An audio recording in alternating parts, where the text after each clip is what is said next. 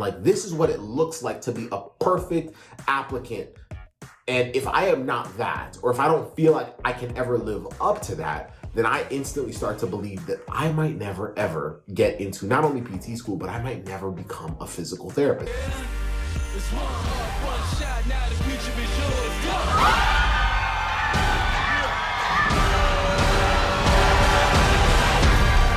Turning dreams into reality.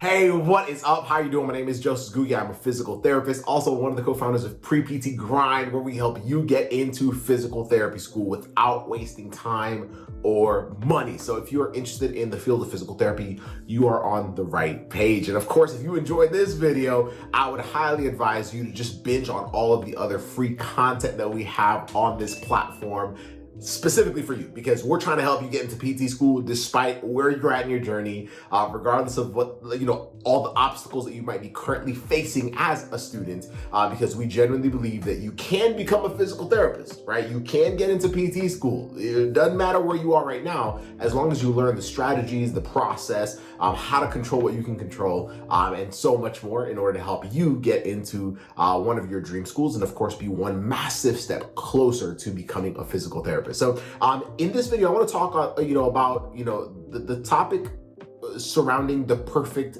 PT school applicant. So I'm going to title it, "Is there such a thing as a perfect PT school applicant?" And I think this is important to understand because some of the doubts that come in our journey really come from this idea that there's an ideal type of student, and if we are not that ideal, then we will never stand a chance. So that ideal might be a 4.0 student. That ideal might be someone that absolutely crushes the GRE on their first attempt. That ideal might be a straight A student. That ideal might be someone who's very well spoken, or whatever our ideal is. We all have this ideal of, man, like, this is what it looks like to be a perfect applicant.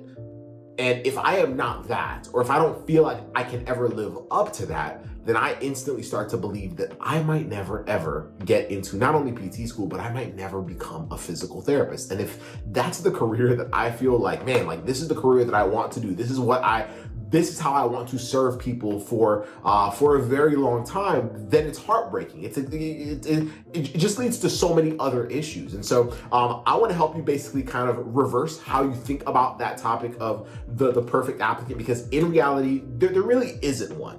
Like, if I'm being really just kind of frank with you, there really isn't a perfect applicant. I have seen students that have had 4.0s get rejected from PT school. I've also seen students that have had very low GPAs initially get into multiple schools. So this idea that there's a perfect standard, it really doesn't exist. Now, are there students that might have a better chance just because they meet more of the things that most schools look for? Yes, but that's just increased odds, right? And why I think this is a very important conversation to have is because not understanding this is what led 5 of my peers to basically get misdirected by one of our advisors when I was an undergrad. And that situation is actually what laid the foundation for what is now Pre-PT Grind. And so basically when we had started our sophomore year in college, 5 of my friends who were also pre-PTs like myself were basically told by our mutual advisor, hey, your academic report, basically your grades from your freshman year are not great, and you're not off to an amazing start during your sophomore year either. And so this advisor basically told all 5 of them, hey, it doesn't look like you're gonna have much of a shot by the time you finish college. Keep in mind, we had only just completed our freshman year. There was still 3 other entire years left before finishing college, and of course, before most of them would have applied to PT school. And so basically this advisor had told him, hey, like, you might not have a good shot. Like, if you could not do well your freshman year, chances are you won't do well your sophomore year, you won't do well your junior year, you won't do well your senior year. And by the time you apply to PT school, most schools will say no. And so that was the belief that was basically shared from the advisor to these students. Now, they were sophomores, and so they were like, this is my advisor, so she must know what she's talking about. Now, looking back, she did not, right?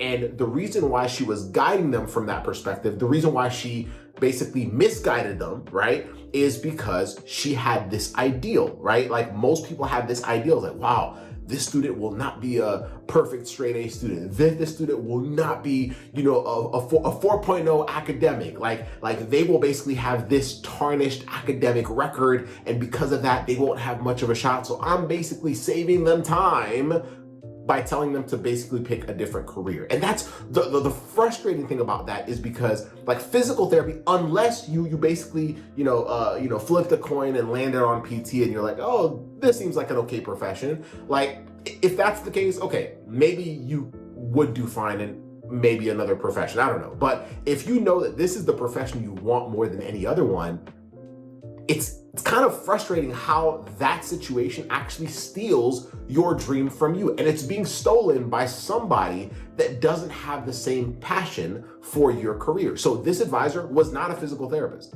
She did not want to be a physical therapist. So she didn't understand how important it was for these specific students to actually get into PT school, to actually become a physical therapist. Well, I knew because we lived in the same dorm together. So we literally talked about this all the time. We were like, yeah, this is why I'm doing PT. Some of them had personal stories. Some of them had a family member that they had seen go through PT, and they're like, wow, like this is a profession where I can serve people at that level. And they just didn't have another backup option. So they all kind of chose a different career that was almost like a variation of fitness or health or whatnot, but none of them were ever really fulfilled like they would have been with physical therapy. And it's like, man, like somebody else had an ideal in their head of what they thought the perfect applicant was, instead of realizing that ideal doesn't really exist and that any student can get into PT school. Had that advisor understood that, she may have guided these students differently. And that's why I need you to hear this. The ideal doesn't really exist. Now,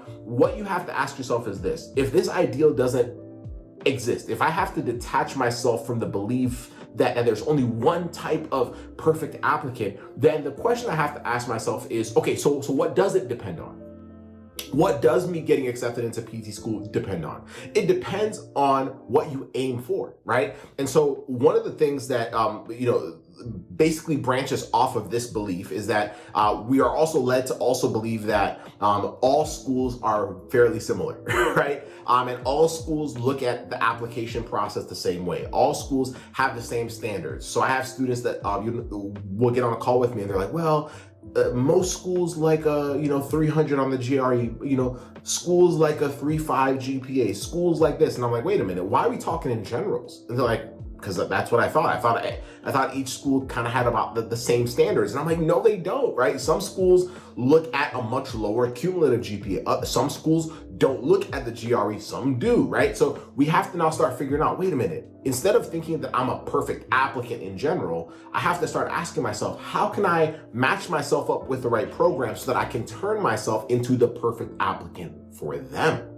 Right? Kind of like a relationship, right? You don't have someone that's like the perfect spouse for everybody. You have the person that's the perfect spouse for you. You don't have someone that's the perfect girlfriend or boyfriend for everybody. You have somebody that's the perfect girlfriend or boyfriend for you, right? And so that's where a lot of things are missed. And because many of us don't quite understand that, we start comparing ourselves to everybody else.